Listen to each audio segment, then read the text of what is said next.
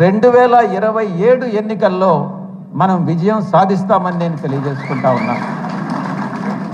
నేను మొట్టమొదటి నుంచి కూడా చెప్తా ఉన్నా, తిరుపతిలో భూమన కరుణాకర్ రెడ్డి గారి ప్రమాణ స్వీకారం సందర్భంగా మొట్టమొదటిసారిగా నేను చెప్పాను, పార్లమెంటులో 1 నేషన్ 1 ఎలక్షన్ అన్నటువంటి బిల్లు వస్తుంది, 2027లో ఎన్నికలు జరుగుతాయి అన్నటువంటి విషయాన్ని నేను చెప్తా వచ్చాను.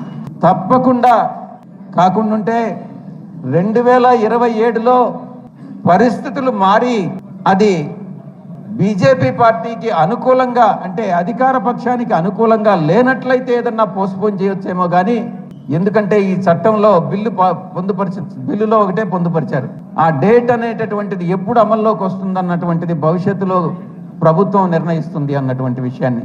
వారికి అనుకూలంగా లేకుండా పోస్ట్పోన్ చేస్తారేమో కానీ తప్పకుండా 2027లో మనకి ఎన్నికలు వస్తాయి.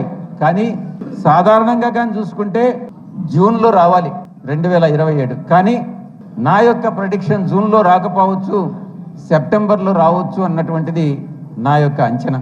తప్పు కావచ్చు, కానీ 2027 ఎన్నికలకు మనం అందరం కూడా సిద్ధంగా ఉండాలి అన్నటువంటి విషయాన్ని నేను మీ అందరికీ కూడా తెలియజేసుకుంటా ఉన్నా.